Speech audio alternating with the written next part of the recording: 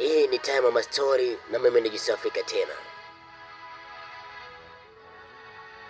Anasema sikatai, nilimwona kwa macho yangu, lakini shida ni moja, yule mtu alishakufa miaka 5 iliyopita.